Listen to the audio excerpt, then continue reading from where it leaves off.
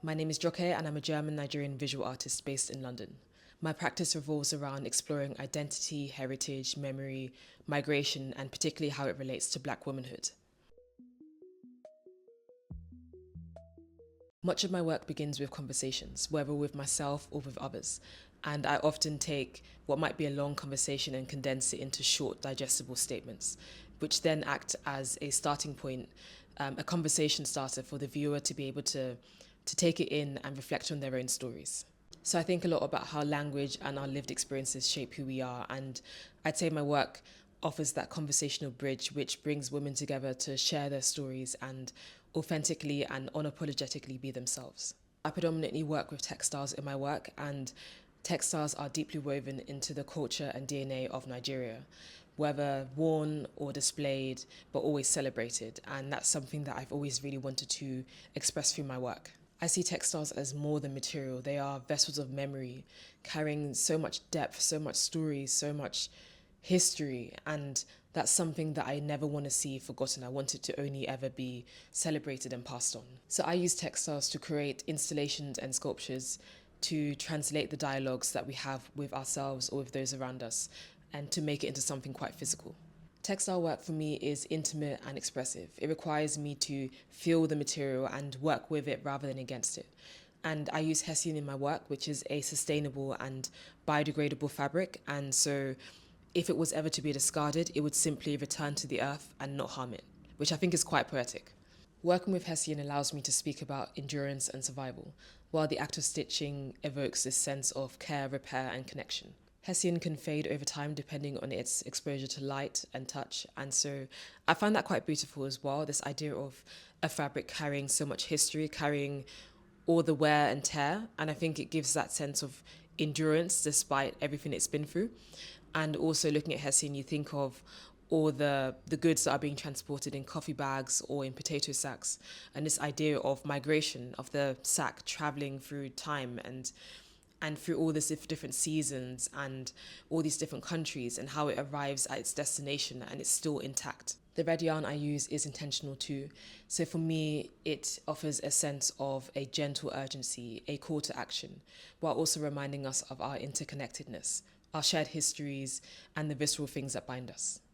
I've always been really interested in juxtapositions, and so with me using the soft red yarn against the coarse Hessian fabric, it's me looking at how fragility and defiance can exist together, how vulnerability and strength can exist in the same room. My exhibition, What Shaped Us Does Not Disappear, reflects the idea that what formed us, whether migration, heritage, our family, will always persist whether we move through space or time. The works inhabit spaces like bodies in quiet conversation. As you move through the space, they move with you, and it's almost like they're interacting with you and they're calling you in a bit closer. As I reflect on migration, I wanted to unpack what it means to live in the country that you feel isn't yours, where one day you feel like you belong and another day you feel like you don't, and how ultimately belonging isn't something that's fixed, but it's something that travels with us. Home travels with us. I've always been interested in nature, and so as you move through the exhibition, you see branches suspended in the air, and that's me kind of bringing nature right to the forefront. And for me, nature has always been this grounding force. It's been me looking at the seasons that have been created and how nature teaches us so many lessons. It teaches us how to persevere despite the winter season. It teaches us to be patient while we're in the waiting, and to remember that the spring will come, summer will come, and we can flourish and bloom again. When it comes to my text-based work, I work in a methodical way, whereas when it comes to my sculptural work, the forms emerge through intuition and play. They allow me to be very organic in the way that I work, and so that's probably half the reason why the forms I create are very organic. I'm really interested in bodies, and bodies that are not static but in process, how they're going from here to there, how they're developing. And so a lot of my sculptural forms allude to cocoons that you see in nature. And I'm really interested in a metamorphosis, a transformation, seeing how a caterpillar goes into a cocoon, and in that space, you might feel on the outside it looks like the caterpillar is nothing is happening, whereas on the inside, actually the caterpillar is developing, it's maturing, it's growing into who it's supposed to be, which is a butterfly. And so I'm really interested in this idea of as humans, we're always really quick to rush. And so if there's anything that nature teaches us, it's the ability to have patience and to slow down and just to allow ourselves to grow and evolve in that waiting season as well, and not to always rush ahead to the destination. A lot of the cocoons have these spiraling vines that are, the metal that I've bent into shape and then wrapped and coiled with red yarn. And again, I think all these different links are journeys, and it just shows, again, the interconnectedness. And it shows, especially through the sculptural work in this exhibition, this idea of all these links always coming back to a source, and that source being, home, it being our sense of belonging. And so when you bring together all these vines, it's me looking at the cyclical nature of life. I could have created a sculpture that was, very straight and have these harsh edges, but I wanted to create something that was round and had curves. And I think that's what life is. Life is never linear. It's actually, there's ups and downs, there's twists and turns, but you will always find your destination. I studied art and English literature at university, and I think that translates really well through my work.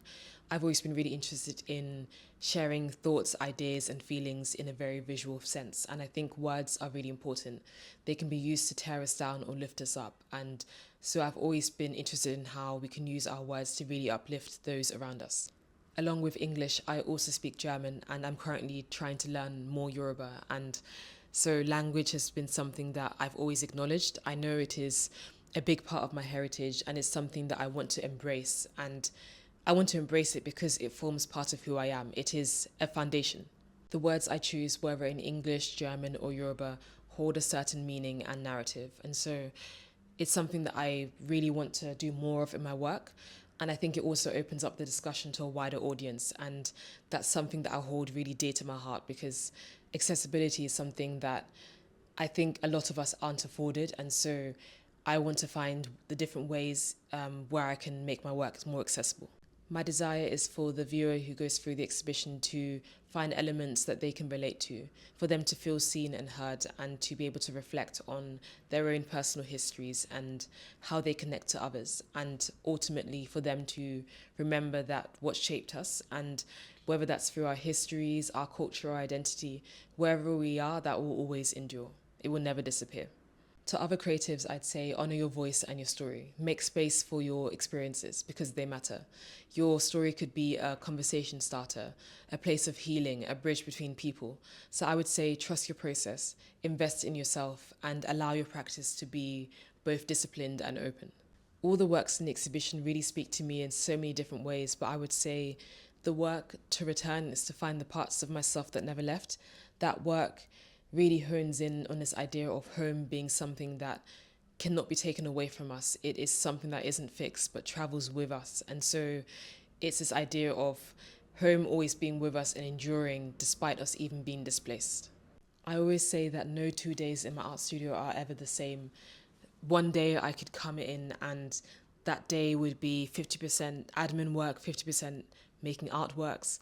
Another day I'd come in and just say, okay, today all I'm doing is experimenting and allowing myself to just try new things out and just work intuitively. But as of recent, it's been majority making art for this exhibition and having admin work sprinkled in here and there. I would say my studio is that safe haven. It's that space where I can make work and it doesn't have to be perfect. It doesn't have to be good even. It's just me working through things and just experimenting, exploring who I am, exploring my identity, my heritage, trying out new things, inviting people in and just allowing the space to be something that can make people feel seen and heard. Community has always been really important to me, and so I build community through the workshops that I run as well, and the workshops are linked to my art practice. And so in these workshops, people are able to work with the Hessian fabric that I work with and able to work with different colored yarns. And it's this idea of bringing people together and helping them to feel like they belong, helping them to be able to open up and to really share who they are